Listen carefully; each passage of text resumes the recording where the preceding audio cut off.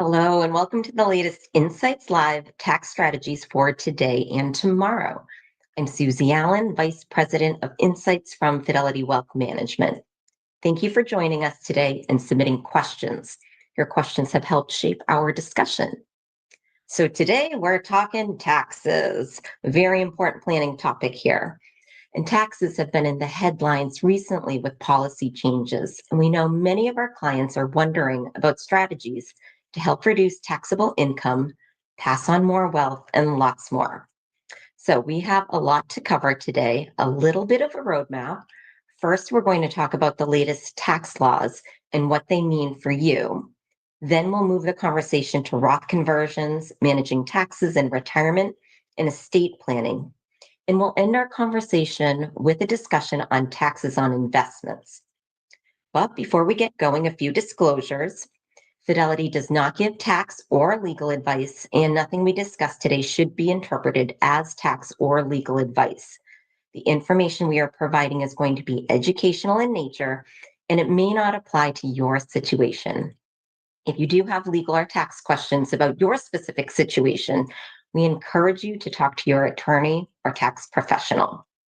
So let's get started. First, I'd like to introduce my colleagues from Fidelity and our special guest from Ernst & Young, a leading tax firm, who are here with us today.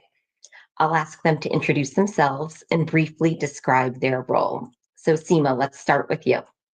Yeah, thank you so much for having me. As Susie said, my name is Seema, and I'm a Vice President Wealth Planner in the Sarasota Investor Office. I help clients and their families align their financial and personal goals into an action plan that we revisit each year. I'm a certified financial planner and a chartered financial consultant. Welcome, Seema. Julie. Yes, thank you for having me. So I'm a former estate planning attorney. I'm still licensed and in good standing in the state of Florida. I'm also a certified financial planner. And in my role as an advanced planner with Fidelity, I help clients tie their financial plan in with their estate plan. All right, welcome, Julie. And Bobby. Thanks for having me on today, Susie. Very excited to be here to talk everyone's favorite topic, taxes. I'm part of the private client group here at EY.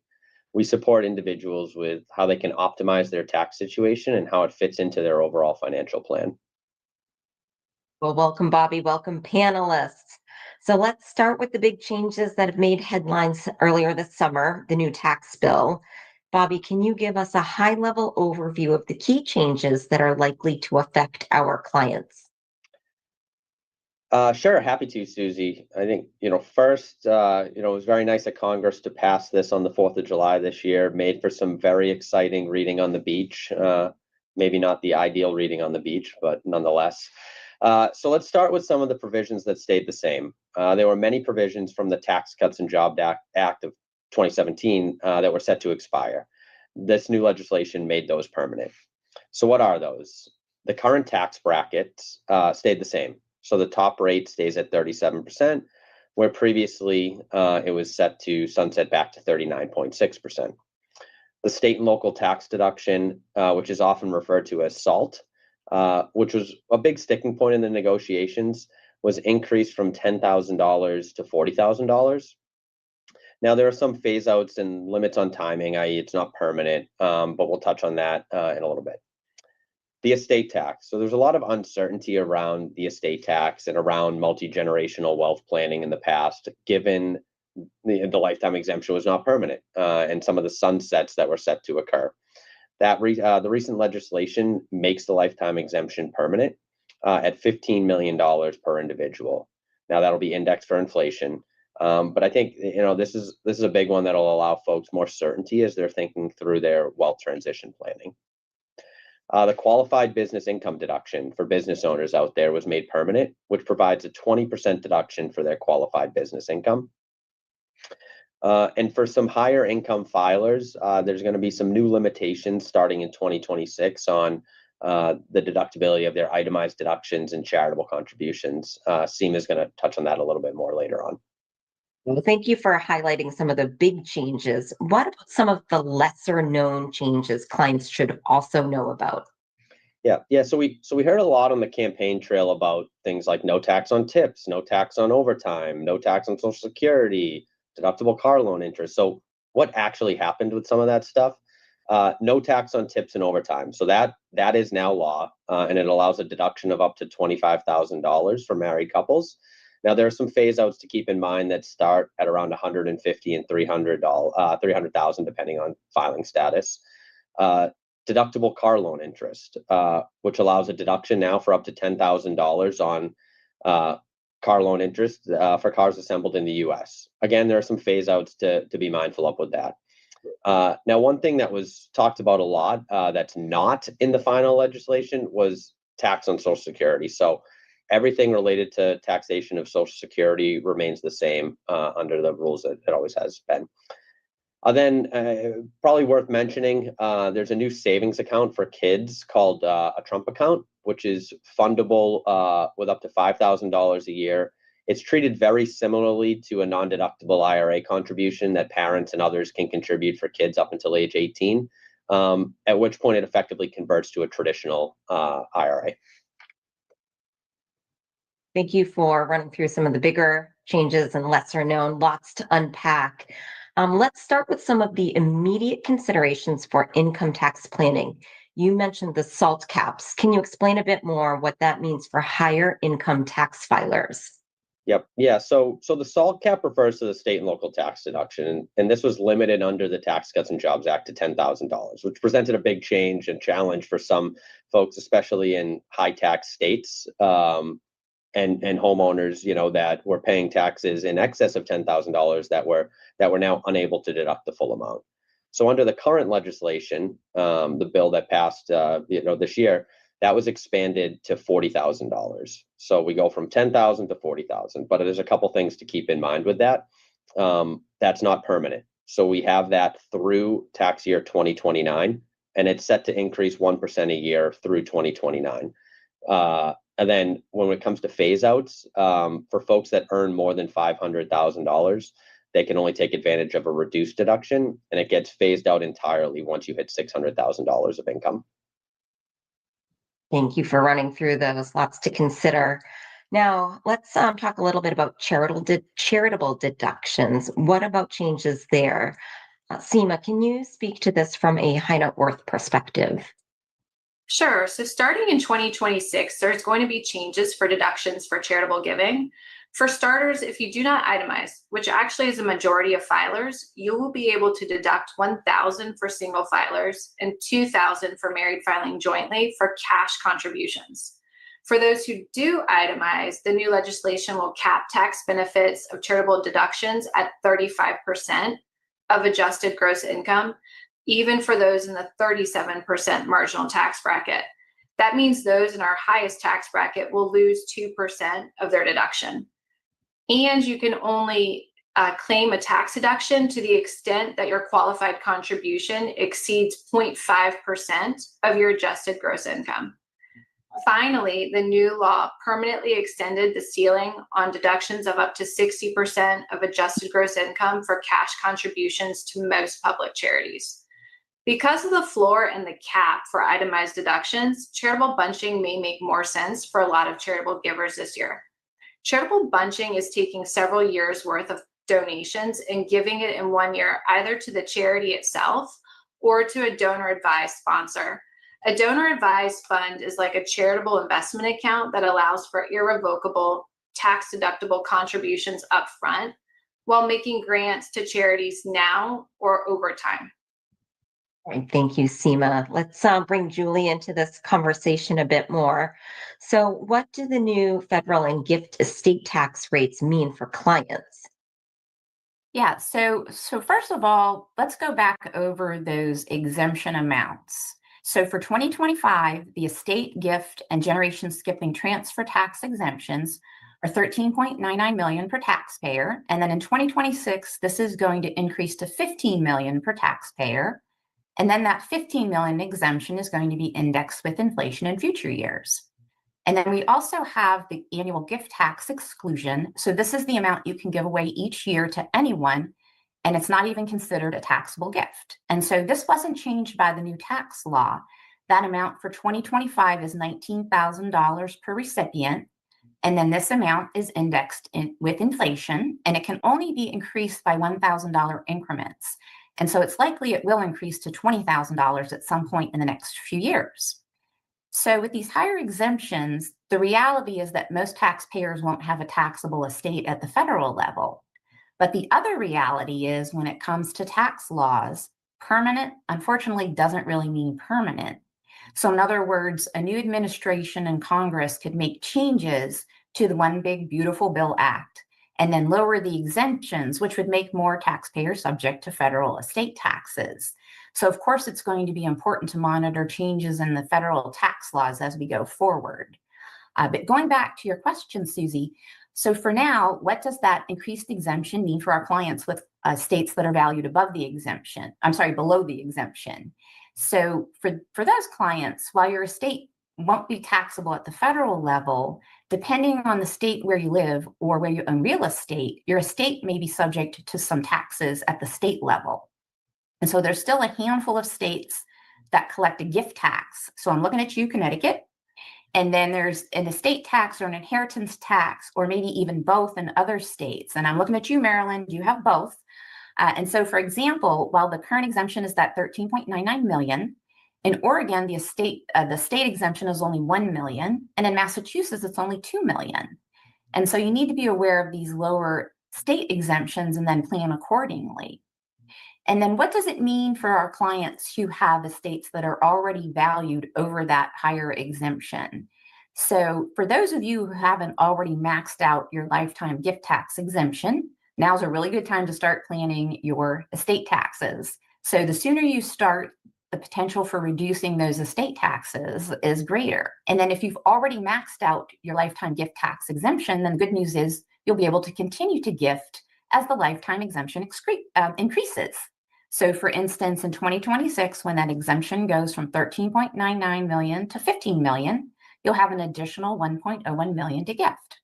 And then of course, for everyone, you'll still be able to make those annual exclusion gifts, which is up to $19,000 in 2025.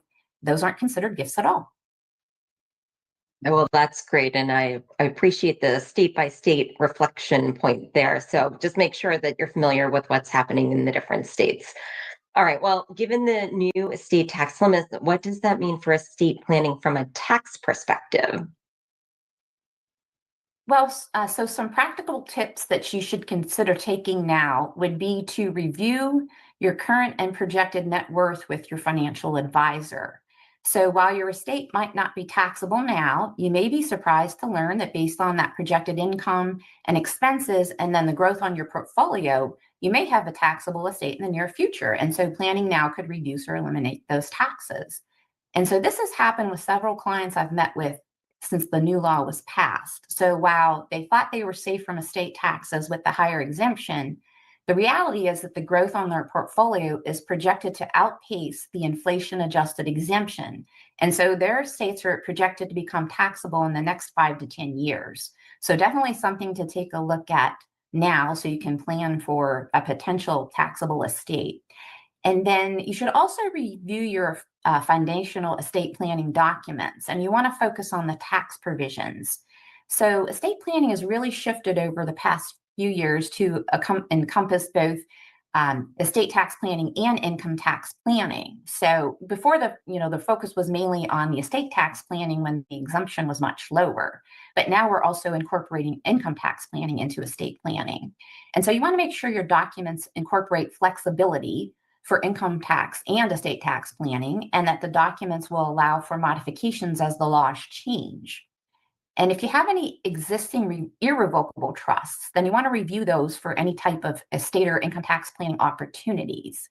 So typically, irrevocable trusts are drafted to address changes in tax laws. So you want to review them to see if there's any steps you need to take now to take advantage of the higher exemption, or maybe make some adjustments to minimize income taxes. And then for those of you who have a taxable estate who have done little or no estate tax planning, of course, now's the time to explore those estate tax planning trusts and other strategies that could potentially minimize your estate taxes. So I'll go into more detail about this type of planning later on in the webinar. Thank you, Julie. And I know trusts are an important topic to our clients, so we'll circle back there for sure. So, Bobby, are there other strategies clients may want to consider to reduce their tax bills this year and going forward? Yeah, Susie, I think this time of year and really all throughout the year, I think tax bracket management is very important. It's critical to consider, the implications of the tax brackets, understanding where you are, where you may be heading going into year end. Things like bonuses, retirement plan distributions, selling investments, charity. These are all things that play into what tax bracket you find yourself in, and having an understanding of where you're projected to land, and if there are things you can do to, control the narrative and things as you go towards year end. Could you potentially defer some things and/or accelerate to achieve a better tax answer from a bracket perspective? For example, you have control over charitable giving or timing of selling investments, gains and losses. Roth conversions can also be an interesting tool.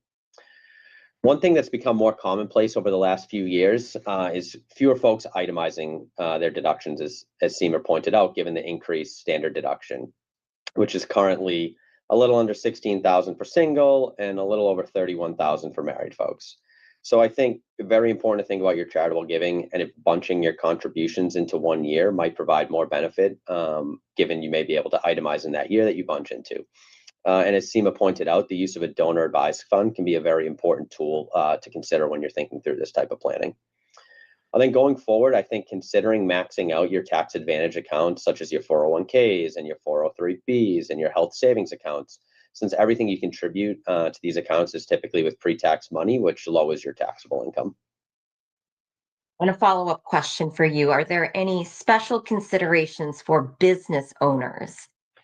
Yeah, I think there are three things that are top of mind when it comes to business owners, especially given, in light of the recent legislation. So one, the qualified business income tax deduction, which we had talked about a little bit earlier, is made permanent. So are there opportunities to structure things to be as tax efficient as possible? Choosing the type of entity, how you operate, how things are paid, how they're structured, I think are all critically important for business owners now. Number two would be bonus depreciation, which is now permanent. And so bonus depreciation is the ability to immediately expense certain purchases of assets used in your business. And the new law states all eligible purchases after January 19th, 2025, when the bill was initially introduced into Congress, now qualify for 100% bonus depreciation. A few things to keep in mind there, you'd want to work through with your tax advisor, but there's certain rules around different types of losses and how you can deduct them, the timing of when you capture that benefit. Including excess business loss, passive activity loss rules, and certain, as Julie pointed out on the estate tax side, certain state level implications you'd want to think through as you're considering bonus depreciation and accelerated depreciation, as each state has different rules. Then the last thing for business owners, I would say, is the pass-through entity tax, or the entity, paying your state level taxes at the entity level. There was a lot of concern that this was going to go away in the recent legislation. It didn't. And so for business owners, there's still an ability to deduct your state level taxes at the entity level. And I think the takeaway there is that it's not impacted by the $10,000 or $40,000 state and local tax cap that we talked about earlier. Thank you, Bobby. Great considerations. Let's switch gears a little bit and talk about longer-term tax planning strategies. So we received many questions about Roth conversions. Seema, can you walk us through some of the considerations around this decision? Absolutely. So you're right. I do get a lot of questions on Roth conversions. So I want to start with just a few advantages that Roth IRAs have over traditional IRAs, which include no taxes on qualified withdrawals, no required minimum distributions, and the potential for tax diversification. So if you think you're going to be in a higher tax bracket in the future, or have more required minimum distributions than you need for your living expenses, or you may want to pay taxes on behalf of your heirs, you may want to consider converting. Future tax rates can be really hard to predict. However, by paying your taxes now, you can avoid potentially higher tax brackets in the future if there are tax law changes or any other events that could potentially increase tax brackets later in life. A Roth conversion is also a really great way to leave a more tax efficient legacy for heirs. So for example, if you leave behind a traditional IRA asset to a non-spouse, Required minimum distributions are required to be paid out within 10 years at the heir's income tax rate, whereas Roth IRA assets are tax exempt and usually delayed until the 10th year so that tax exempt growth can continue. Oftentimes, the heir is actually receiving the inheritance at their own prime income earning years. And because distributions are required over 10 years, in combination with their own income, it could potentially push the inheritor several tax brackets higher than the owner of the IRA. So by paying taxes at their own rate, the individual may potentially reduce that tax burden for their heir. There are a few considerations, though, with regard to Roth conversions. So it's just really important to keep in mind that any converted assets included in a Roth conversion will be treated as income for the current tax year, which will increase your adjusted gross income. So you just need to consider how you will cover that tax bill. In addition to that, any individual that's 63 and older has to be mindful of how it may impact future Medicare premiums. So if your income is above a specific limit, the federal government adds an extra charge to your monthly premium.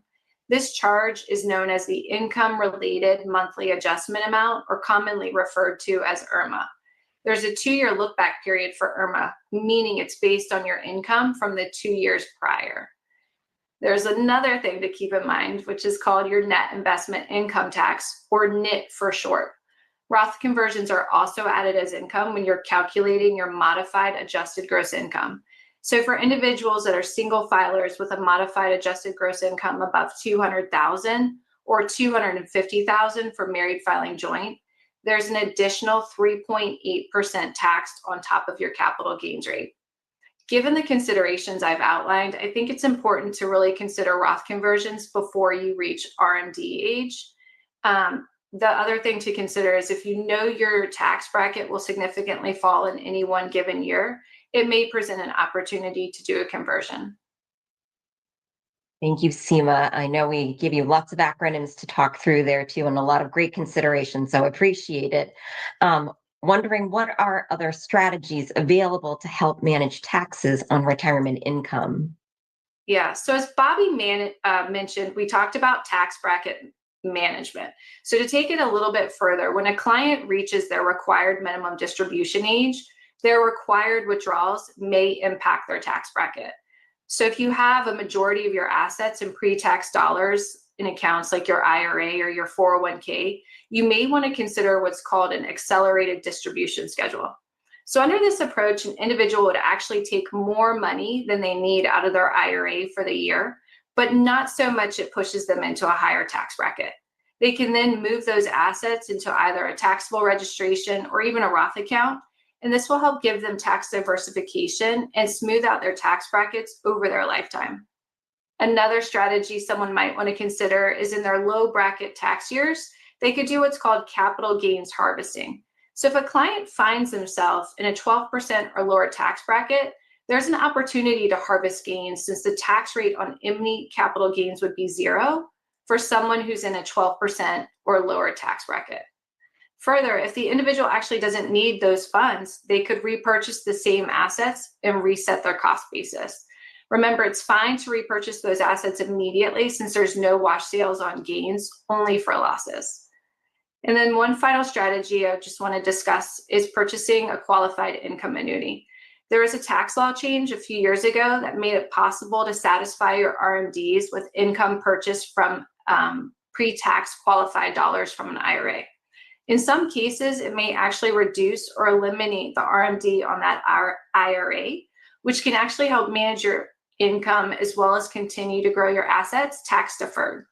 So the additional part of that is you can actually use any excess cash from the annuity payout to determine your RMD from other qualified accounts.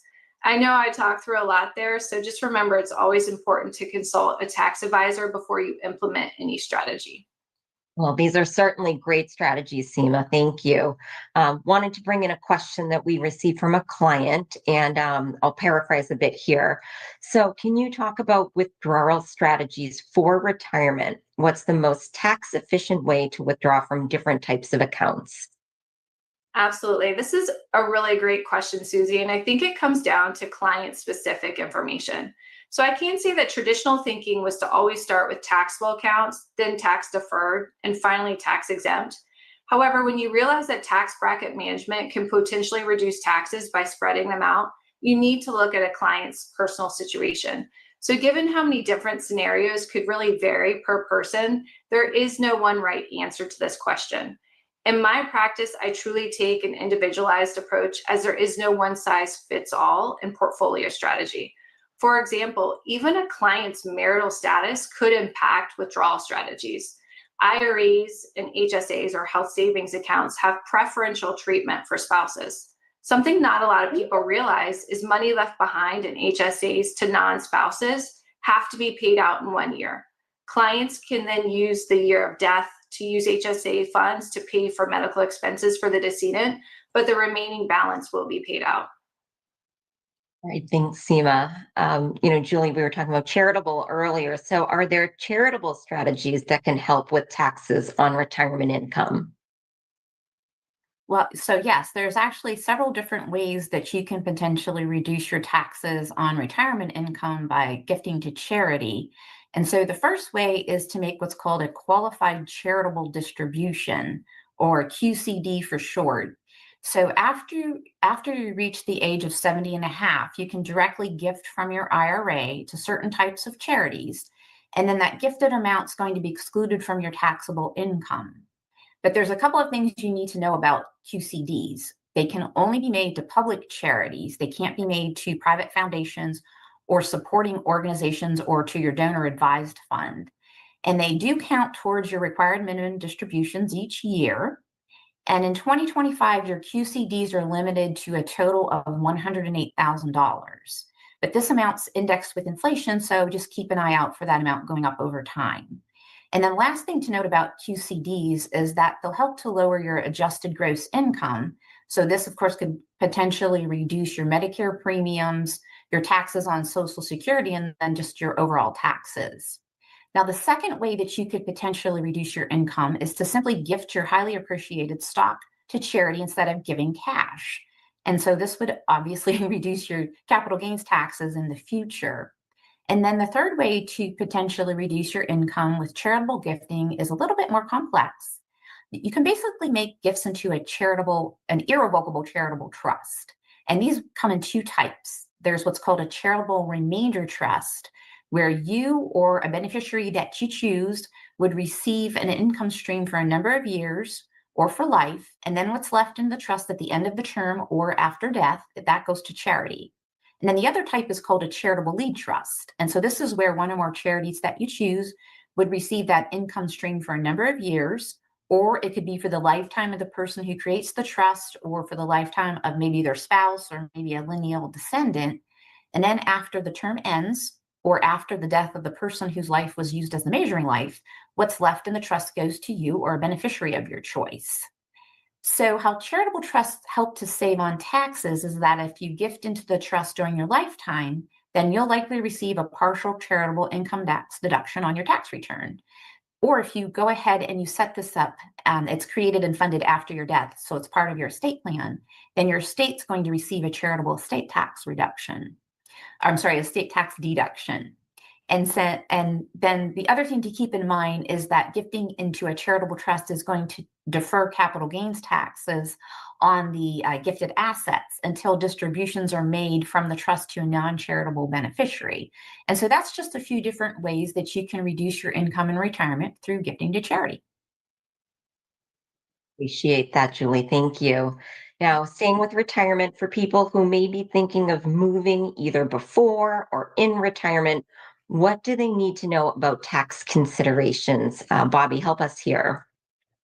Yeah, so I think we're seeing a theme kind of weaving through here around not forgetting some of the state tax implications and considerations when it comes to some of this stuff. So, a lot of folks have been coming to us at or near retirement saying, what am I doing living in the Northeast anymore? Or why don't I go live somewhere warm? Or I have a place in Florida. Why don't I spend more time there?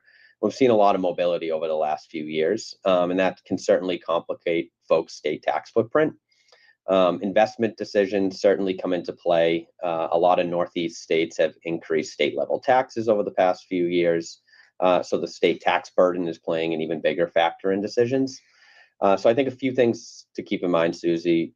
Be very mindful of days spent and any other factors when you're planning out a move. Certainly states can and will ask questions in moves and when folks are filing different state level tax returns. So I think showing intent, like all the soft things, membership, places of worship, driver's license, voters registration, etc. Track your time in a calendar app so you can show where you were. States will certainly want to see more time spent in the new location, that you're really putting down roots and kind of planting your flag in that new location. And if you are planning on moving, keep in mind the timing of income events as you're considering that move. So selling a business, securities, deferred comp, the timing on all those things can become really important. And so be mindful of where you are. Appreciate that, Bobby. Let's ping pong it back to you, Julie. Are there any opportunities to use trusts to help manage your taxes? Yes, absolutely there are. So let's start with the most common type of trust used in estate planning today, which is the revocable living trust. So a revocable living trust is typically created as the foundation of your estate plan and is for incapacity planning and avoiding probate and then keeping your estate plan private. So for income tax purposes, a revocable living trust is what's called a grantor trust, meaning the person who creates the trust, called the grantor, is responsible for paying taxes on the income generated by the trust. So while there won't be any immediate income tax savings by creating a revocable living trust, most assets that are held in the trust at the time of death will receive a full step up in the income tax cost basis. So this will save your heirs on capital gains taxes when they later sell their inherited assets. Now, on the other hand, we have an irrevocable trust, and those can be set up to minimize income taxes, estate taxes, or maybe even both. So irrevocable trusts can also be set up as grantor trusts for income tax purposes. So the lucky grantor pays the taxes on the income generated by the trust, and then this is going to reduce their estate by simply paying the taxes. But for estate tax purposes, any appreciation of the assets that they've gifted into the trust are going to be removed from their taxable estate. And so just a couple of examples of irrevocable trusts that can be created to reduce estate taxes are the Spousal Lifetime Access Trust, or a SLAT for short. So a SLAT's created by one spouse for the benefit of the other spouse and the ultimate heirs, so spouse and children, grandchildren. And the goal is going to be to remove any appreciation of the assets that are gifted into the SLAT from both spouses' taxable estates. And then we also have what's called a grantor retained annuity trust, or a GRAT for short. So GRATs are created for a limited number of years, and the goal is to pass any of the growth that the assets gifted into the trust experience.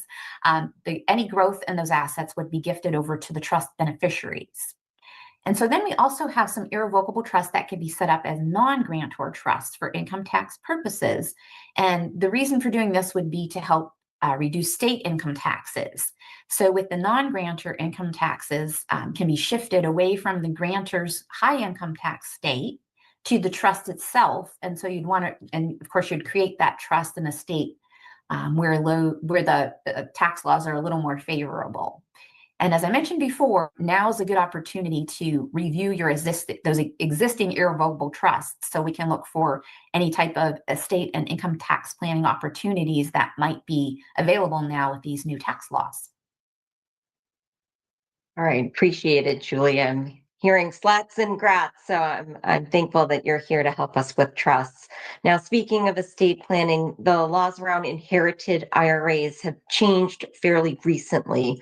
Can you speak or can you explain what potential heirs to an IRA need to know? Yes, so the Secure Act, which was signed into law back in December of 2019 and became effective as of January 1st of 2020. So this new law significantly changed the rules for how assets need to be withdrawn from an inherited IRA. So prior to this, most non-spouse beneficiaries could stretch those required minimum distributions over their own life expectancy, and this was the so-called stretch IRA.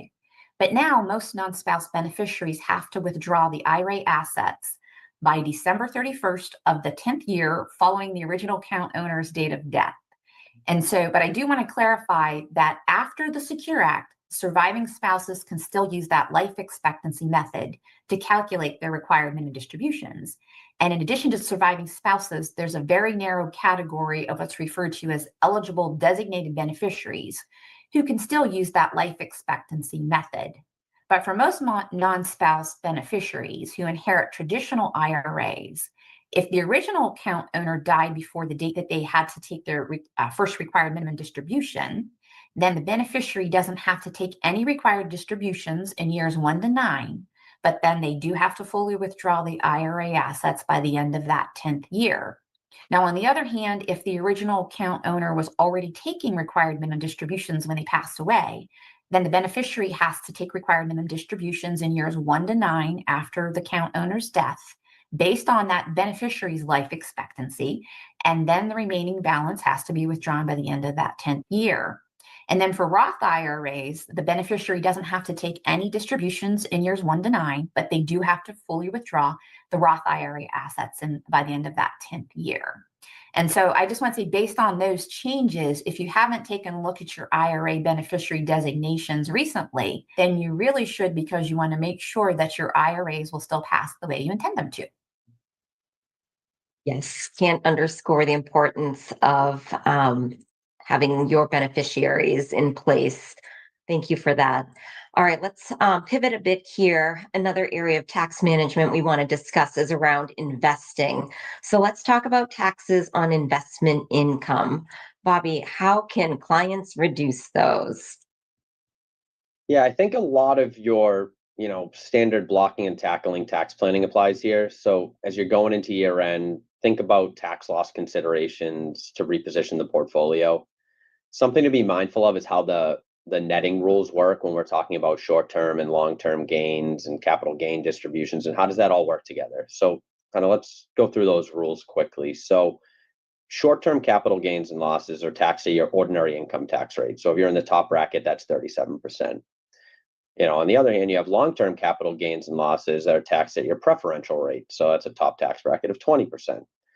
And according to the tax code, you first offset your short-term losses and gains together, and you offset your long-term gains and losses together, and then anything left over, it kind of gets netted together. And so you could find yourself in a situation, that may not be the most tax efficient if you're using something like a short-term capital loss that could provide a benefit at 37% to offset a long-term capital gain that's only taxed at 20%. You're effectively turning something that could be a 37% deduction into a 20% deduction. So we work with our clients a lot on this as we're going into year end and they're managing their portfolio to make sure they're being as tax efficient as possible, with what they're trying to achieve going into year end. So I think very, very important to kind of have that conversation with your tax advisor before you think about any considerations around tax losses. And I think one thing, the flip side of what Seema said earlier and how the wash sale rule doesn't apply in the situation of gains, it does apply in the situation of losses. And so a wash sale is when you sell a security at a loss and you buy back that same or substantially identical security within 30 days. Effectively, the IRS looks at it as you're just in the same situation you were, and you're just taking, accelerating using the loss. So they won't let you use that loss in that instance. So again, very important to just consult your tax advisors. You're thinking through these strategies. A follow-up question for you here for our clients. What about taxes on mutual fund shares? Yep. Yeah. So mutual fund, if you're a mutual fund investor, you may have long-term gains, in the form of mutual fund distributions. So I think you want to keep a close eye on your fund's projected distribution dates for capital gains as you're going through this whole exercise of, do I have losses in the portfolio? Could they offset that? So I think timing something to be very mindful of. Keep in mind that even in years when the value of your fund may decline, a fund manager can realize gains on individual securities, even when the overall basket loses value. Additionally, mutual funds can also distribute short-term capital gains, which are treated as ordinary income for tax purposes.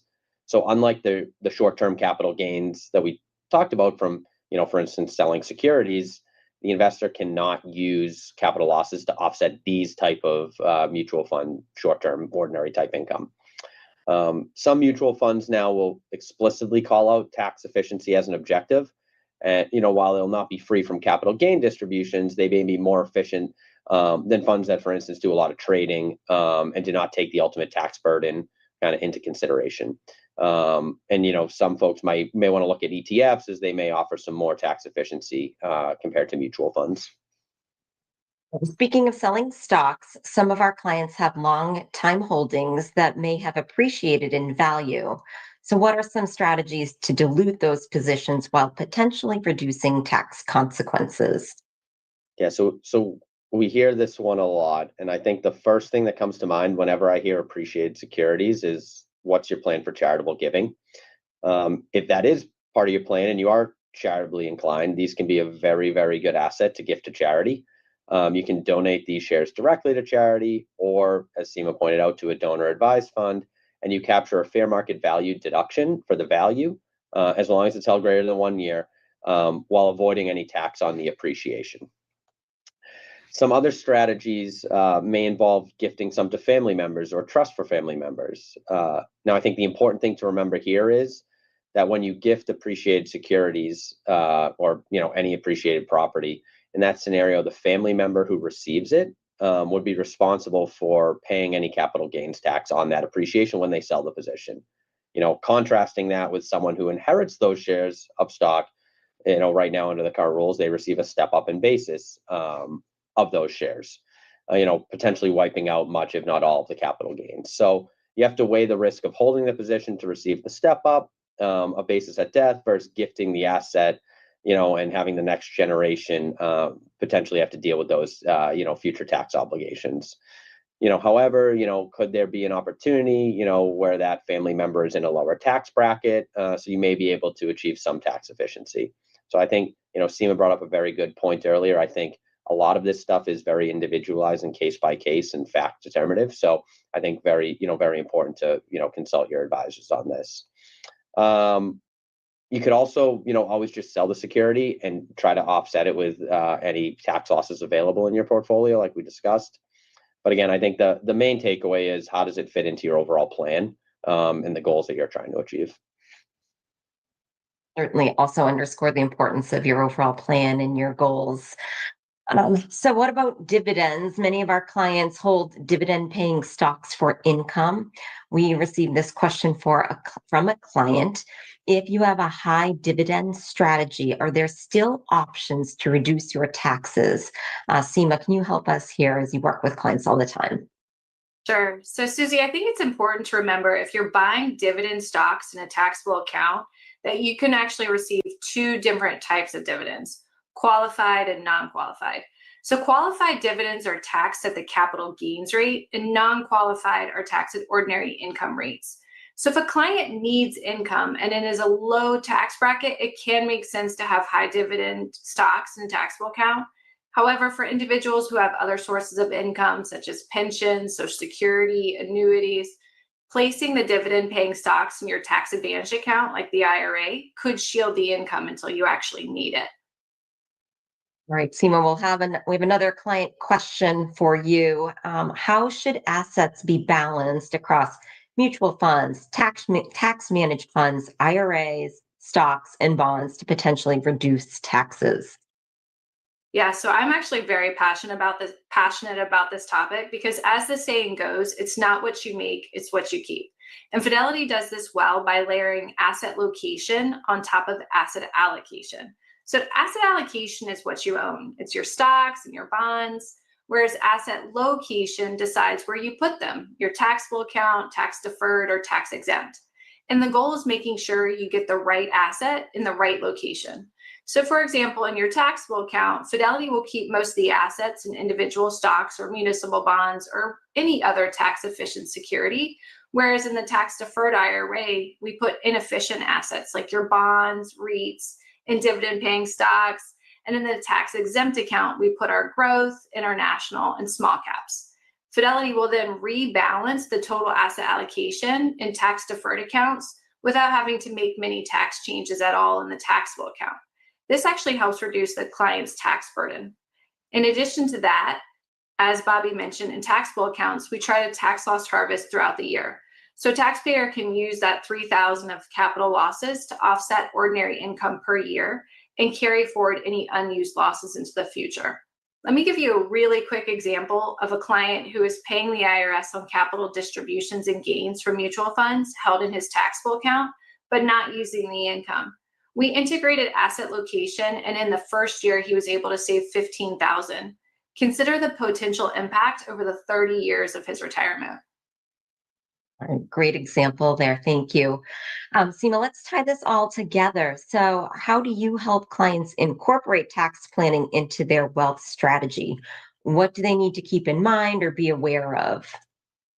Yes, so we will work closely with our clients' tax advisors and help clients build out different buckets of money that they can tap into and pivot if their situation changes. This is called tax diversification planning. I think often we can get caught up deferring a significant portion of our income into our 401ks early in our careers. But the earlier we can start diversifying into other accounts like our HSAs, our Roth, and taxable accounts, the easier it would be to pivot in retirement. It's also really important to tie tax planning back to the client situation. So if a client has a legacy goal, the withdrawal strategy may significantly differ from a client who wants to leave almost $0 in their portfolio at the time of death. I mentioned this before, but just to recap again, a client's marital status will also impact the withdrawal strategies. So remember, IRAs and HSAs get preferential treatment when you leave them to a spouse versus the non-spouse inheritors. So when I sit down with a client, I'm taking the whole picture into mind without defaulting to some prescribed tax methodology that may not fit their personal situation. I actually had a recent client who spent most of their taxable assets very early on in retirement. And now they realize that all the money that comes out of their IRA will be taxed as ordinary income. So if there's any expenses that exceed their normal spending, it could potentially push up their tax bracket as well as their IRMA premiums. So just to remind you, tax rates are marginal. So not all taxes are taxed in one bracket, whereas Medicare premiums are on a cliff schedule. So even $1 over a certain income threshold can push a Medicare premium up by over $100 a month per person. Thank you, Seema. And to our panelists, you've given our viewers so much to think about. So before we sign off, I'd like each of you to share a few key takeaways. Julie, let's start with you. Sure. So even with the higher federal exemption, estate planning is going to remain important for non-tax reasons. So for incapacity planning, making sure your assets go to your intended beneficiaries, reducing the likelihood of family disputes and litigation, avoiding probate, and then minimizing death taxes at the state level. And then with all of these changes in the tax laws in recent years, if you already have an estate plan and it hasn't been reviewed in the past, say, 4 or 5 years, then you really need to dust it off and make sure it still works the way you want it to work. And it also incorporates tax planning based on the newer laws. And then last but not least, unfortunately, when it comes to tax laws, permanent really doesn't mean permanent. Bobby.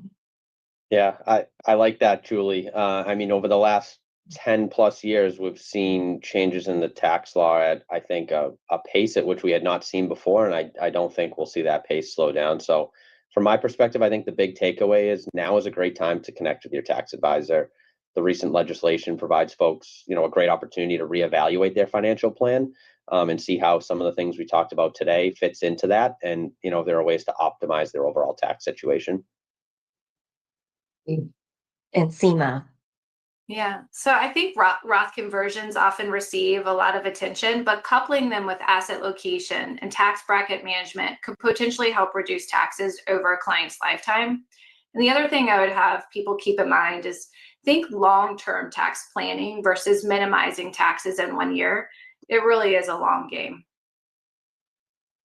All right, well, thank you, panelists. And if you have more questions about tax strategies in your financial plan, please reach out to your Fidelity representative. If you don't have a representative, visit fidelity.com/find-an-advisor. And for more timely updates and insights on other financial planning topics, subscribe to Insights from Fidelity Wealth Management for exclusive invitations to future wealth management webinars and access to our weekly newsletter. So thanks again for joining us.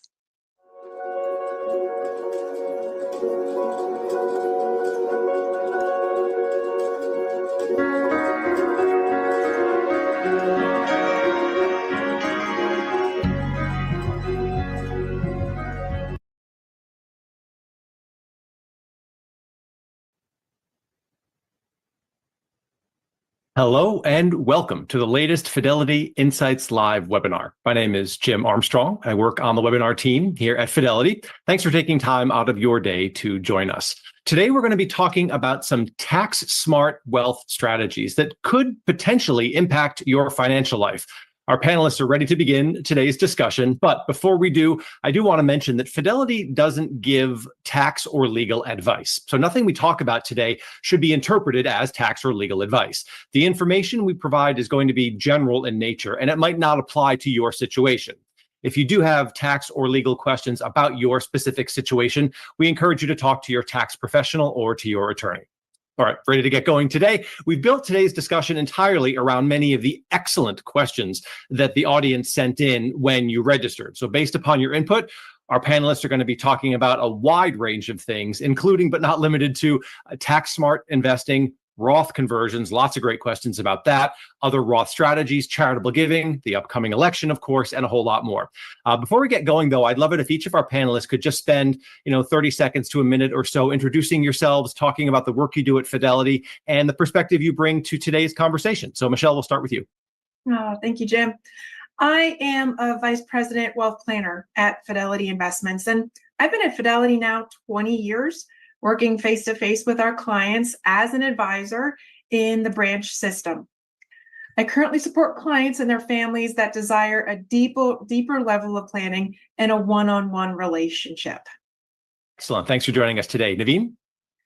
Hi, I'm Naveen Malwal. I'm one of the institutional portfolio managers at Strategic Advisors, a mouthful there, but I'm part of an investment team that manages millions of accounts here at Fidelity Investments, including some taxable accounts. Today, I'll be sharing some of the strategies we use to help our clients save on taxes over time. Super important. Thanks for that. And Sandy? Yes, I'm a Vice President Advanced Planner here at Fidelity. By background, I'm a CPA, also a certified financial planner, with 39 years in the wealth management business. And here at Fidelity, I educate our clients on financial planning strategies. Got it. And Sandy, we'll stick with you as we dive right into probably one of the most popular topics, one of the most common questions we got from folks when they registered. Makes a lot of sense, given what's going on in the news these days, the elections coming up in November. Sandy, a lot of people watching right now are trying to figure out what changes, if any, could be on the horizon. So how would you say clients should be thinking about the upcoming election and their taxes specifically? Sure. So as I have my planning conversations with the clients, many say they want to wait till after the election before they do any additional planning. One of the things we're aware of is that next year, this law does sunset, the Tax Cuts and Jobs Act of 2017, also known as the TCJA. And that could result in potential increases in both income and estate taxes. So, for example, if the law does not get extended, we're going to see the estate exemption drop from currently it's over 13 million to over 27 million for a married couple, to 7 to 7.5 million per person, 14 to 15 million for a married couple. And so what I tell clients is if you wait, getting in to see an estate planning attorney could be difficult if you want to do some gifting strategies. So they're going to get very, very busy. So waiting till after the election, it might be too late. So I've also found with many years of planning that I've done that a lot of this tax planning strategies, such as gifting, makes sense for your situation, regardless of whether or not the tax laws change. All right. So I hear you don't wait for an external event, be proactive, start. If you're thinking about doing it, get to work, right? Don't wait for an external event to prompt you or react to something else. But Michelle, what about the situations in which a client maybe hasn't really incorporated any tax planning into their wealth strategy before? It can seem, well, it is pretty overwhelming to start from scratch. So how do you get going? Yeah, so first off, Jim, I want to just have a conversation to level set. Where is your comfort level with talking about taxes? Do you have a comfort level in regards to tax planning within your investment strategy? Is it simply just filing your taxes on an annual basis? We may uncover that taxes have been a topic that you have been deliberately avoiding or simply just never realized this was an area that would affect you. I like to assess the client's holdings to help them determine what may trigger taxes now and what may trigger them in the future. I will also discuss the impact of current government policy on their strategy and potential impacts down the road. I will utilize a cash flow analysis. It illustrates what the picture might look like from an income perspective. Lots of strategies that can make a difference. For example, asset location. Perfect. Okay, I want to pause you there because again, there's a lot of jargon, or there can be a lot of jargon during conversations like this, and you're likely to hear us talking about asset location and asset allocation, which sound frustratingly similar, Michelle, but they're very, very different things. Oh, they absolutely do, don't they? And so in many of my conversations, again, we'll hit the pause button and we'll say, let's discuss asset allocation first. And this is about dividing a portfolio between asset classes like stocks and bonds, which may have different tax implications. Asset location is not the same as asset allocation. It's the act of being deliberate in where you hold certain types of assets. And what I mean by that, do you hold those assets like a mutual fund or a stock in your IRA, or do you hold them in your non-retirement account, which is exposed to taxes? And I do like to understand a client's preference around this topic. Sometimes it's by luck that certain assets land in certain locations, and other, it's by design. All right. Luck sounds less preferable to design, I think. But in general, another word for that is probably strategy. And Naveen, I'll turn to you now because of the words used in the questions that our viewers sent in, strategy was probably among the most common we heard. I'm looking at some of the questions now. What are some effective tax strategies? A nice general question. I'm looking for a strategy to protect my assets while reducing my tax liability. So can you put some numbers, Naveen, around these types of questions to explain the long-term value of incorporating tax smart strategies? Yes, to Michelle's point, not everyone has deeply thought about taxes or considered this as part of their plan over the years. And some might think the numbers aren't that big. But let's look at a study from a company called Morningstar. They went back and looked since 1926 what might have been the potential impact of taxes on investors. So on the left side of the chart, you'll see a pair of bars. One is showing you stock returns over that time frame, about 10% a year over that time frame. They're almost 100-year time frames, so very nice returns for stock investors. Right next to that is another number, 8%, 8.1%, and that is 8.2%. That is showing you what the return was after taxes. So almost 2% of the return they lost to taxes, tax costs. And that 2% might feel small to some people, but another way to think about that is if you take that 8.2 and 10.1 and divide them by each other, wow, that's a 20% gap. So almost 20% of your return has been given away to tax inefficiency by not being strategic about managing taxes over time. The story is even more dramatic for the bond investor. So bonds over time generally do return less than stocks. They're also generally less risky, less volatile as well. But here, bond investors have done pretty well for themselves, generated a little over 5% before paying taxes. But with bonds, they're typically less tax efficient than stocks. So you can see a pretty big drop from what they made before tax to after tax. By over 2%, the gap is there. And again, if you divide one by the other, nearly 44% of that initial gain before taxes was lost to tax costs over time. So those are significant numbers in my mind. And that can compound, especially after years and years of not paying attention to this. That can add up to thousands or tens of thousands, if not more, of potential lost returns that the investor left behind because of tax inefficiency. So a lot of the topics we'll be discussing today will hopefully give investors some ideas on how they may be able to close the gap they see either for their stocks or their bonds or other investments in their portfolios. Yeah, thank you for that, Naveen. That's exactly what I was thinking as I was looking at that chart. It's stark on the chart, but then when you think about it, played out over decades, it gets even more significant. So, Michelle, I want to revisit what you talked about a moment ago in terms of asset location, where someone chooses to hold their assets. Talk about that, please, and dive a bit deeper. Absolutely. So this makes me think of many client interactions that I've had over the course of time.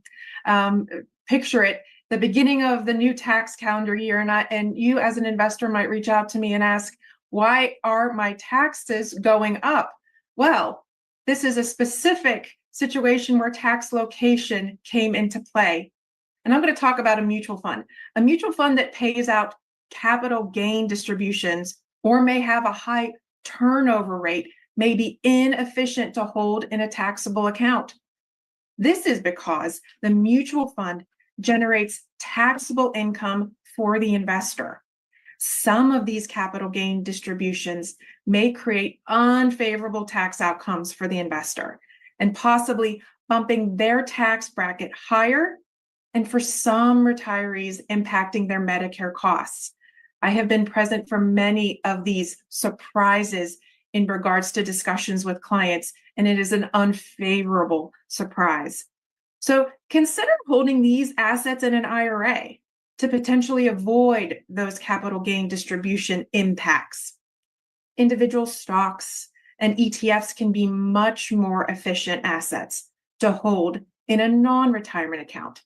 Those vehicles have different turnovers and tax consequences compared to a typical mutual fund. Thank you for that, Naveen. I'd love to go back to you to talk a little bit more. Again, the word strategy ringing in my head based on all the questions we got from viewers. Talk a little bit more, if you could, about strategies designed to help manage those tax implications inside of an average portfolio. Sure, and you'll hear a lot more from Sandy and Michelle on this too, but just in terms of managing the investment portion of this, there's a number of strategies an investor can use.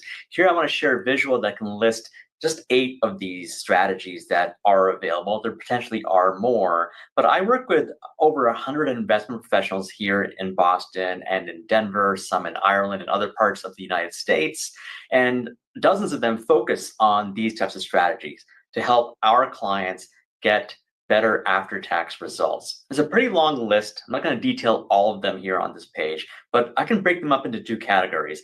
The first category revolves around setting up the account.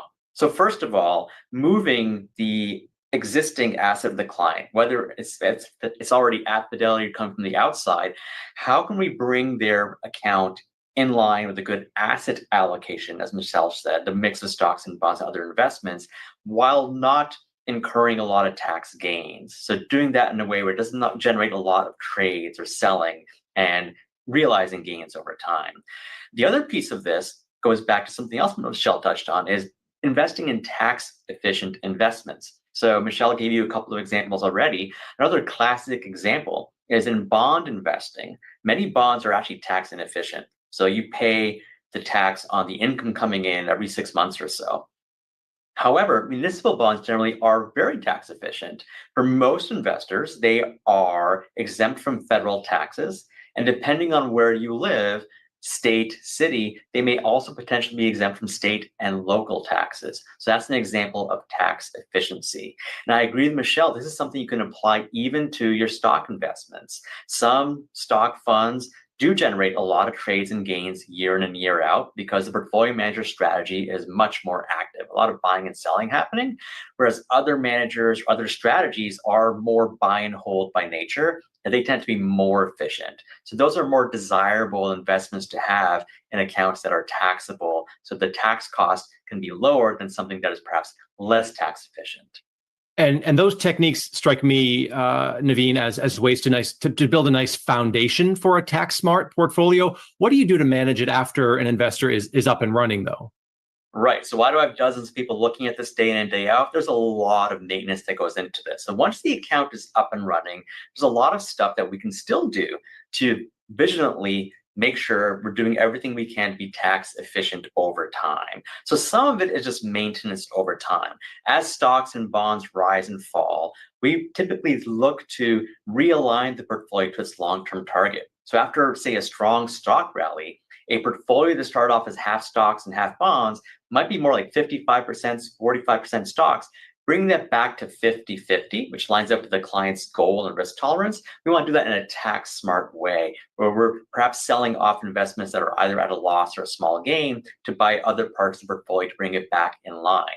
Similarly, if the client is looking to get some money out of their account, we follow a very similar mindset. how can we get the money to them without incurring a lot of gain? So here again, focusing on investments that are either at a loss or small long-term gains can be more tax efficient than just grabbing something willy-nilly out of the portfolio and selling it that way.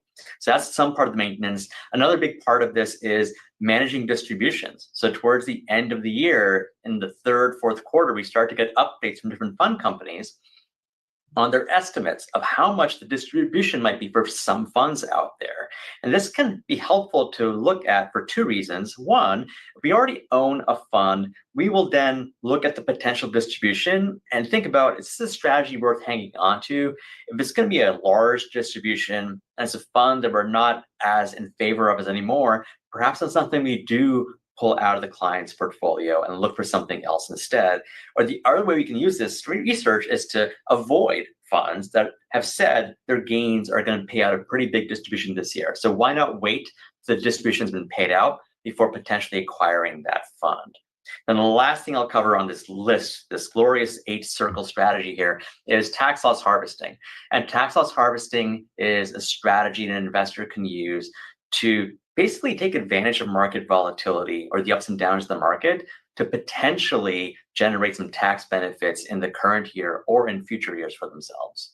So let me actually sneak another question in here, Naveen, because we got a lot of viewer questions when folks registered about tax loss harvesting. So can you just spend another minute or two walking us through how exactly that works?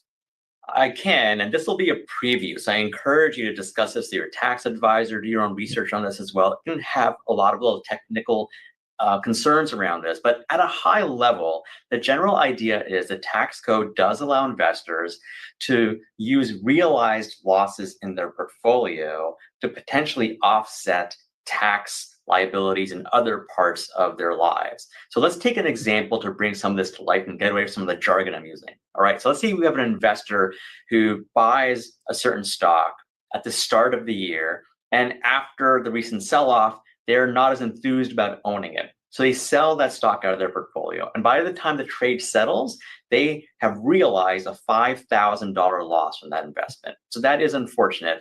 However, from the tax code perspective, there is potentially some benefit to be had from that. So one, the first $3,000 of that loss, the investor may use to offset ordinary income in the same tax year. So the first $3,000 is available only up to $3,000 to offset ordinary income. The balance of that, so of the $5,000 loss, let's say $3,000 was used to offset the income, there's still $2,000 left. That leftover $2,000 can be used to offset realized investment gains in either the same tax year or at any time in the future. There's no expiration date on that portion of it. So that's how using tax loss harvesting can help with market volatility, actually get some benefit for the investor. Now, with the proceeds from the sale of that security, the investor is more than welcome to go back into the market. But here's where they have to be careful and thoughtful about it. And here's where talking to a tax advisor can be very helpful. The rules do say you cannot just buy the same security back too soon, or essentially the same security back too soon. And there's timeframes around this and different limitations. But generally speaking, one can invest in a different part of the market, or perhaps a different asset class altogether without as much of a concern there. And therefore, they're still invested in the market. The makeup of their portfolio perhaps hasn't changed all that much, yet they've been able to harvest this loss and use it to have an actual tax impact either in the same calendar, or I should say same tax year, or in the future at some point as well. Got it. All right. Thank you for that walkthrough there. Sandy, I want to shift to you now and ask a little bit about taxable gains, because certainly some amount of taxable gains are going to be unavoidable. So knowing that, accepting that, what strategies can you talk about that might help us manage those investment gains? So many times a smart investing decision does require the sale of that appreciated position, resulting in the gains and therefore, unfortunately, an increased tax bill. And as Naveen mentioned, though, if we have maybe some losses we've already recognized, we can help offset that. Another strategy, maybe for those clients that are charitably inclined, is making a charitable contribution. However, due to the current level of the standard deduction, a lot of our clients aren't able to itemize and may not receive the full benefit of that charitable contribution. So in those strategies, though, we can use a strategy called bunching, when you can make several years of charitable contributions in 1 year to a public charity that's sponsoring a donor advised fund, also known as a DAF, such as Fidelity Charitable. You get the potential deduction when you make the contribution, and this higher level of charitable contributions can get you over the standard deduction and therefore help offset the income tax bite from that gain. And in addition, now the client or donor has a ready reserve of charitable funds to use to support their charitable causes either now or in the future. So when contributing to a DAF, long-term appreciated securities are a great asset to gift, since you'll no longer have to pay capital gains tax on the sale of the security, a benefit whether you itemize or not. So as an example, if you make a contribution of that security to the DAF, typically it's sold right away, and then you have reinvestment options. So if you have highly appreciated stocks in your portfolio, like a lot of these tech stocks that we hear about all day long, this could be a great strategy to consider for diversifying out of those positions. Another strategy, and this sort of ties into the estate planning for those clients looking to diversify out of a concentrated stock position, is a charitable remainder trust. Once the charitable remainder trust is set up, you can gift appreciated securities to the trust. When you set it up, you select an annual payout rate, the minimum by law being 5%. The trustee of the charitable remainder trust typically will sell the appreciated security right away and reposition the proceeds into a diversified portfolio. So let's say the client, when they set it up, has chosen the 5% minimum payout rate. The trustee must distribute each year to the client, regardless of earnings or growth in the trust, that 5%. Another potential benefit of contributing to this charitable remainder trust is a potential income tax deduction of the projected remainder value that will be left to charity at the end of the trust term, which can either be a set number of years or it can be the client's lifetime. You mentioned, Sandy, DAFs, donor advised funds. Can you talk just a little bit more about how those work in practice? Sure. So a DAF can be compared to, say, a charitable investment account in terms of its potential for both tax benefits and philanthropic impact. And it really works in three very simple ways. 1, give; 2, grow; and 3, grant. So give. When you contribute to the donor advised fund sponsor, you're eligible for tax benefits like the ones we discussed earlier. Grow. Funds are then invested based on your risk tolerance and timeline with a potential for tax efficient growth. And grant. You have terrific flexibility to recommend grants from this account to your favorite charities. Anything from your alma mater or your local food bank to maybe sponsoring a friend in a charity race. It's worth noting that there are donor advised fund sponsors who really don't have any minimum balances and don't have any minimum amounts that you have to contribute to the account. Got it. One more quick follow-up for you, Sandy, if I could. At the risk of stating the obvious, managing tax brackets, trying to predict where you're going to land can be tricky at best, particularly for folks who've got these kinds of occasional events in their financial lives, like stock vesting. So could you spend a minute or two talking about charitable donations through the lens of timing and why that matters? Sure. One of the great benefits of the DAF is it allows you to time your deductions. So as a client has a big income year, maybe from the sale of a business, or as you mentioned, stock plan vesting, the client could make a large contribution in that year to potentially offset a portion of that income. Another alternative for those clients that are maybe selling a business or investment real estate is that you could potentially contribute all or a portion of that asset to a DAF. Here at Fidelity, we can work with a client and their tax advisors prior to the sale to structure that. The portion of that asset that's contributed to the DAF can potentially offset the large income tax liability that results from the sale. But due to the complexity involved of a gift like this, as I mentioned, you need to get your tax advisors, typically CPA attorneys, involved. You really don't want to wait till the end of the year to implement this strategy. And thank you for acknowledging the complexity of all this. I really do think that that's something that I'm sure people watching right now are trying to wrap their heads around. It's complex to begin with and has the potential to get even more complicated when you're working, Michelle, for example, when you're working with a family that's got multiple retirement accounts plus some non-retirement accounts. How do you help herd all of those cats? I love how you said that, Chip. So this is where I get to selfishly talk about one of the most exciting things that I think that Fidelity does right now. It's called the Unified Managed Household. And really what that is, if I could sum it up in one word, it's holistic. Okay, this is where we're going to look at your different types of accounts: Roth IRAs, traditional IRAs, non-retirement accounts. We're going to look at them as one holistic goal. And what we're going to employ here is asset allocation, of course, the typical investment strategy that you all might be very familiar with, the mix of stocks and bonds and cash. But now we're also going to be deliberate with asset location. What accounts do you have, and where should we hold specific assets to be tax efficient? So I am a visual learner, so let's throw up an example of how this might work. So what you see here is an example of the Millers. They have about 1.75 million set aside for their retirement goal. Now, being at the goal level, this might include retirement accounts, Roth IRAs, and perhaps non-retirement accounts. So what we're going to do here is we're going to reallocate so that asset location is very critical here. We're going to be tax smart. We're going to hold some of those inefficient assets in your IRAs because they are tax sheltered. We're also going to hold some of those efficient assets in your taxable accounts. So where we're going is we are meeting the goal level asset allocation. However, we are doing it across multiple accounts so that you are not only meeting your risk level, but you're also doing it in a tax efficient manner. On this topic as well, how do you and your team help clients move to a more tax efficient strategy without potentially incurring those big gains? Yes, this is potentially a stumbling block for some investors who may be considering these strategies.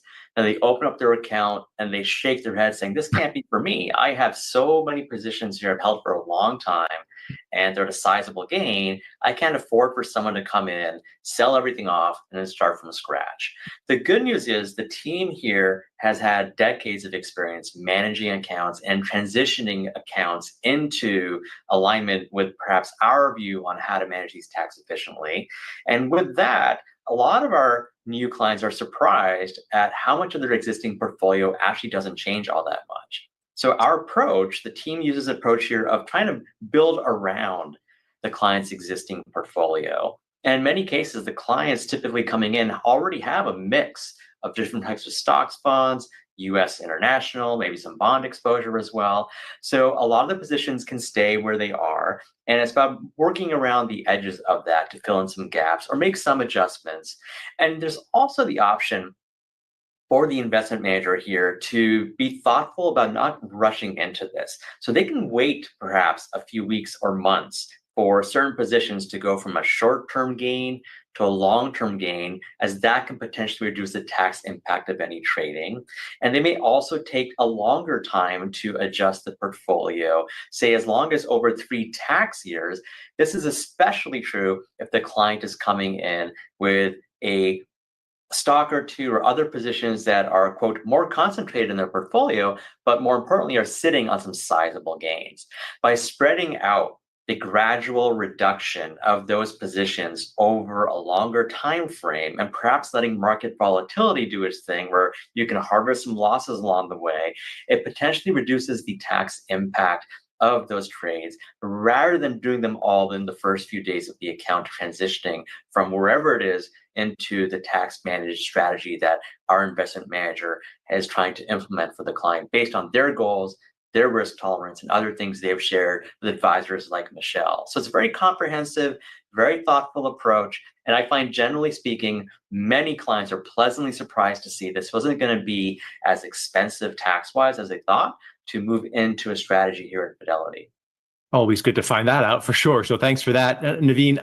We've mentioned at kind of a high level retirement income a couple of times. So I'd like to dive a little bit deeper on that because I know a lot of people watching right now are concerned with managing taxes on retirement income, especially when it comes to withdrawing from pre-tax accounts like IRAs. So Sandy, can you explain what charitable options are available there? Sure. So one very popular option is the qualified charitable distribution rule. This came about back in 2005 after Hurricane Katrina, if anybody remembers that, awful hurricane that hit us at Cat 5 down in Mississippi. So this allows clients that must take required minimum distributions, the RMD age back then was 70 and a half, to direct all or a portion of it to a public charity and therefore reduce their adjusted gross income. This year, the QCD amount is actually $105,000 per person, or double that for a married couple. So the nice thing about the qualified charitable distribution is for those clients that can't itemize, okay, they still get a reduction in income. So it does reduce their adjusted gross income. Unfortunately, QCDs cannot be contributed to either a donor advised fund or a private foundation. The reason for this is back in 2005, when Congress introduced this, they wanted to make sure that charities got the money right away so it could be used to help people. Both donor advised funds and private foundations, not all the money has to go right away to those public charities that are face-to-face helping people. So that's why those were excluded. In addition to the QCD, sometimes a combination of the QCD and contributions to a DAF in the same year may make sense depending on that client's tax situation. So working with your advisor or tax professional can help you weigh one or a combination of those strategies that can best be suited, depending on your situation. And one last point with a QCD, even though the RMD age is now 73 or 75, depending on your year of birth, you can still take advantage of the QCD at 70 and a half, even though you don't have a required minimum distribution then. Got it. All right. Thank you for that. Let's pivot the conversation now to, other than the election, certainly the most commonly asked about or commented on topic. It's Roth conversions. It is a perennially popular topic. I'm looking at some of the questions that came in now. I'm looking for information about Roth conversions. Tell me about Roth IRA advantages over a traditional IRA. I'm just looking for pointers on conversions to Roth IRAs. Sandy, start us off. This is such a popular topic. Yes, there isn't a day that goes by in one of my client meetings that we are certainly talking about Roth conversions. So a Roth conversion is when you move money from an existing taxable IRA to a Roth IRA.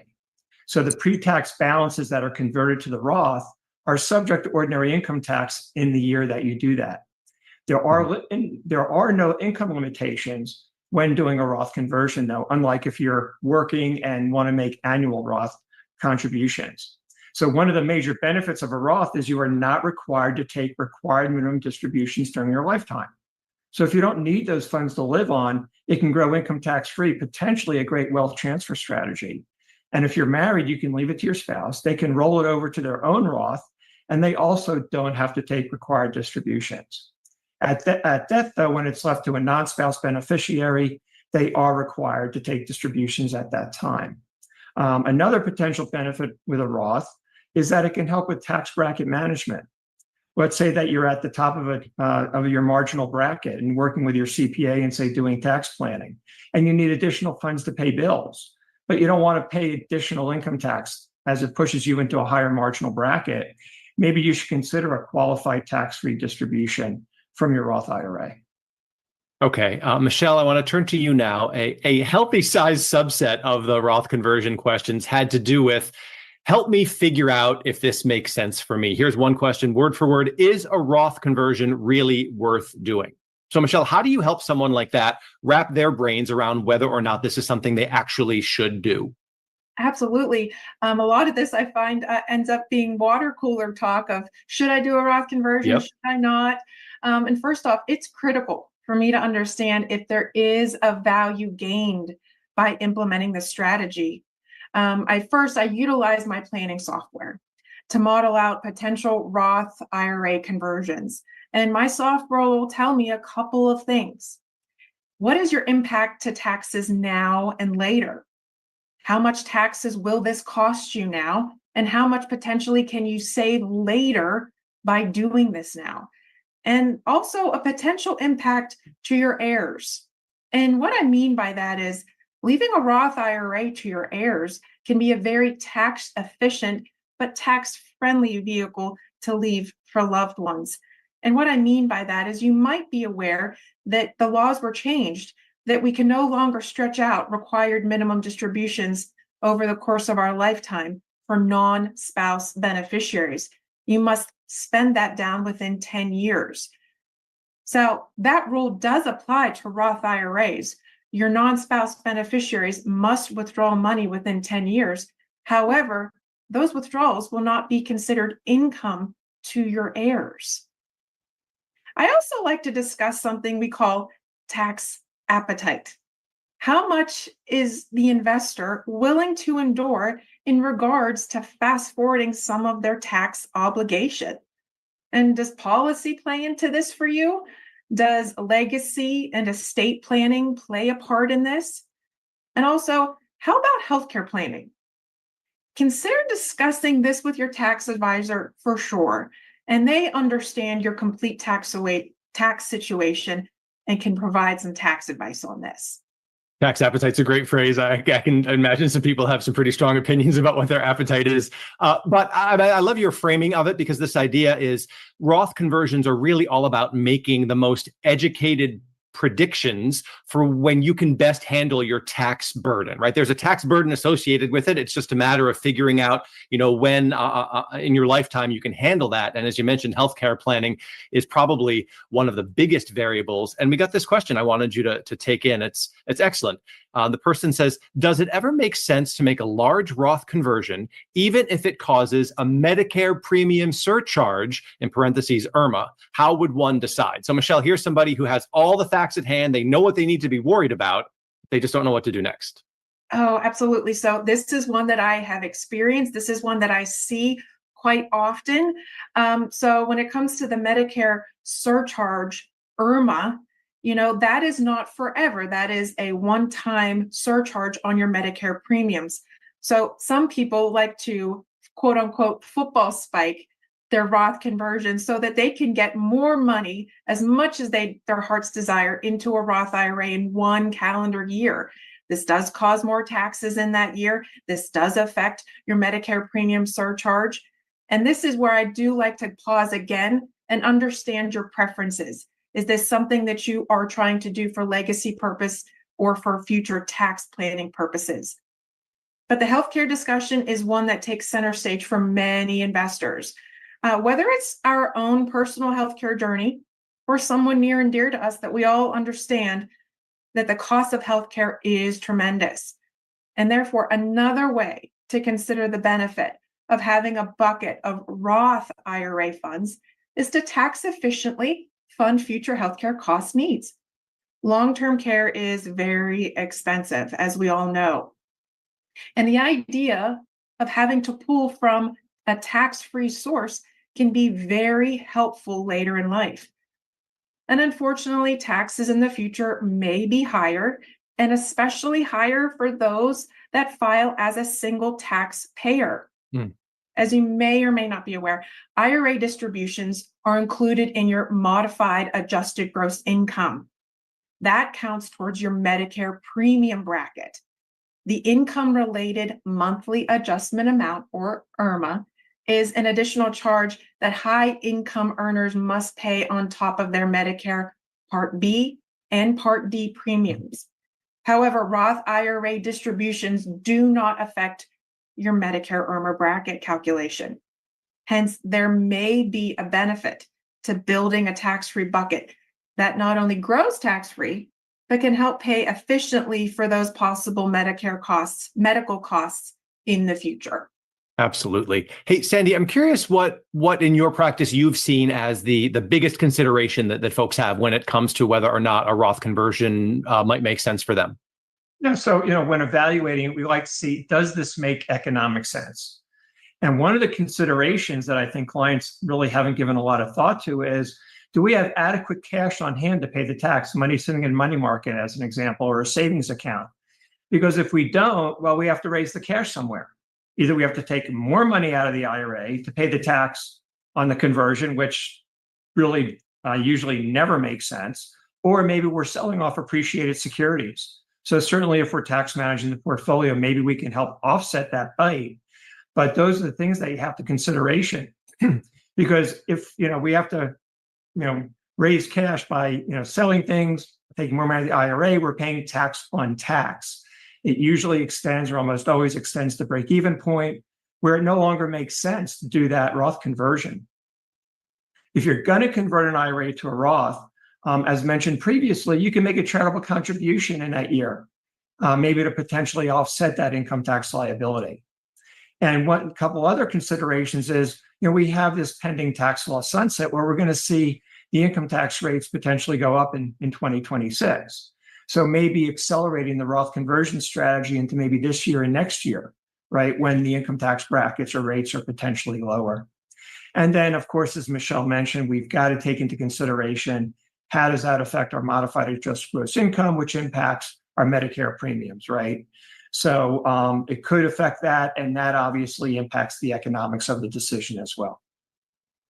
Thank you for that. Michelle mentioned legacy planning. And so, Sandy, I want to get your take on that, because for some clients, that certainly also involves tax planning. So I'd love to hear your thoughts on some strategies for folks watching who might be concerned with estate taxes. In particular, we got a handful, actually more than a handful of questions.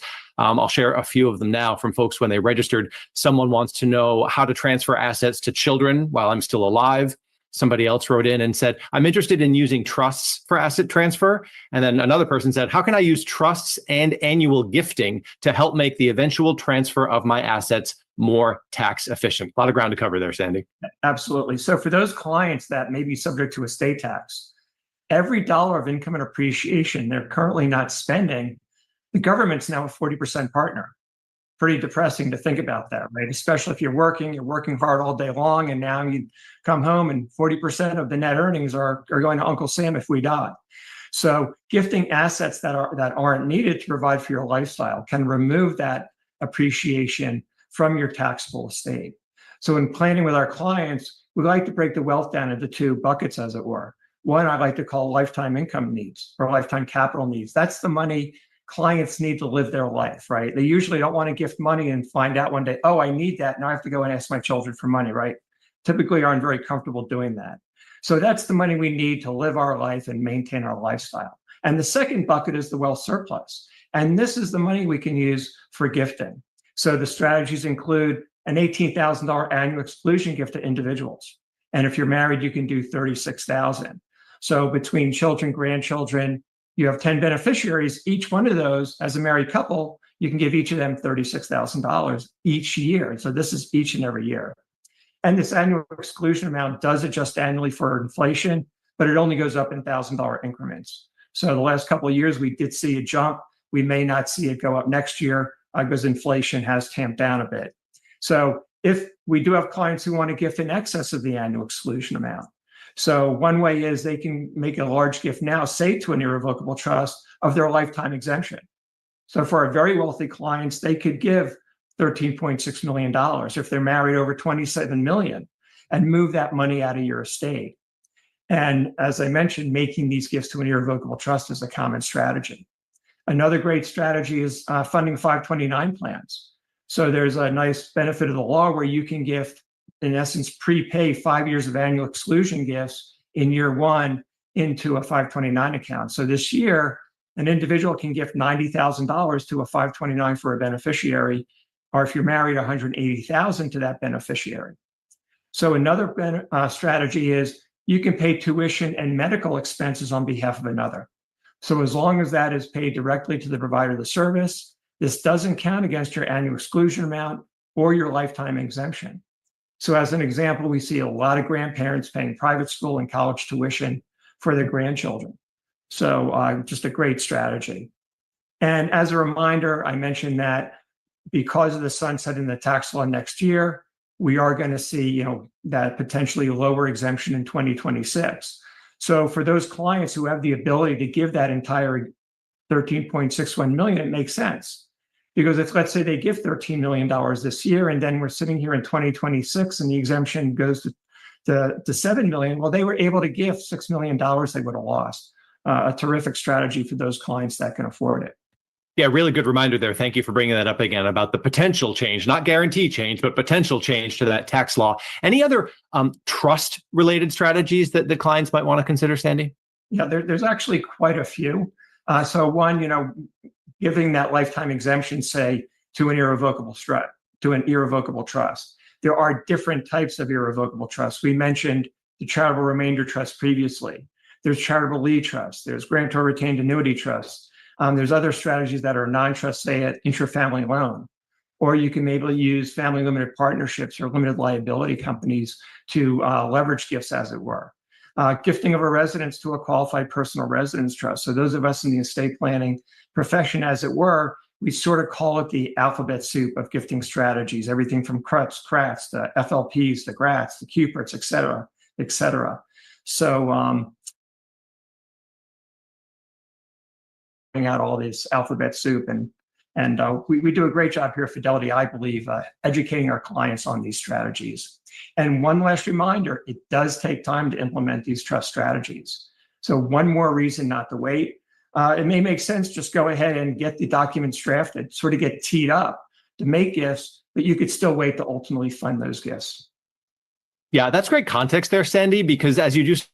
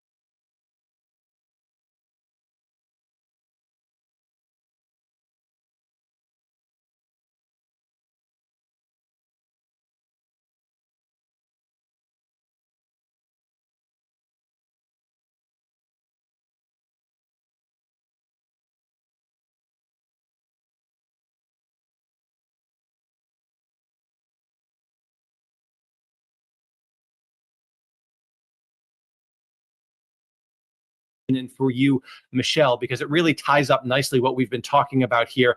This person wrote in and said, how can I reduce the tax impact of RMDs, those required minimum distributions, given my age? This person's over 75, and they think that Roth conversion seems to be out given their age. How would you answer that question?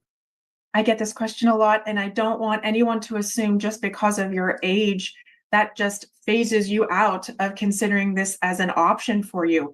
I believe that you need to do something in regards to your investment strategy to make sure that it impacts your overall strategy for the better. And one of those things might be, again, as something Sandy said earlier on, your legacy. To benefit your legacy to your heirs, the Roth conversion very well might be something that we do need to keep on the table regardless of your age. Another way that you can consider is another thing Sandy talked about was the qualified charitable distributions. You can donate directly to a charity, and that donation, even though it is coming out of your IRA, it does not go towards your modified adjusted gross income, which then relates back to that Medicare IRMA surcharge on Medicare costs. So please don't count yourself out regardless of age in the Roth conversion conversation. It's worth just considering and talking about your personal situation. Excellent. Love it. Thank you for that. As we start to wrap up, again, we've covered so much in such a relatively short amount of time. So I want to thank you, all three of you, for taking time to be with us today. As we start to wrap up, I think it would be pretty helpful if you could just leave each of our viewers with, a few key takeaways that you'd like them to leave this webinar having held in their minds. Naveen, we can start with you. Sure. So I outlined a bunch of different strategies investors may look to employ on their own, but many of these may be time consuming or technical in nature, and we didn't review all the details today. So some investors, if not most, may prefer to work with an investment professional on some of these areas. And as we've said time and again, please consult your own tax professional for advice and suggestions on approaching some of these strategies rather than doing it on your own based on today's webinar. Got it. Sandy. Do not wait for the election to plan. In my experience, a well-planned strategy can often adapt to changes in the tax laws, making sense both now and in the future. And also, if you're charitably inclined, charitable gifting strategies can potentially provide significant income and estate tax savings. Got it. And Michelle, last word goes to you. Yeah, I want to encourage all of you to identify your preferences and comfort levels with these topics. How do you feel about taxes? Do you have a tax appetite now and to possibly become more tax efficient in the future? And do you have charitable wishes? And do you have preferences for lifestyle over legacy? So do your best to try to find your voice so that you can take advantage of what opportunities make the most sense for you and your family. Absolutely. These are your decisions to make. Makes a lot of sense. Thank you all three for taking time, as I mentioned, out of your busy schedules to be with us today. Fantastic insights for this audience. For the audience, if you're looking for more ongoing timely updates and insights on other financial planning topics, we certainly invite you to subscribe to Insights from Fidelity Wealth Management. Doing so is going to get you exclusive invitations to future wealth management webinars, as well as access to our weekly newsletter. Thank you for making time to be with us today, and we hope to see you soon.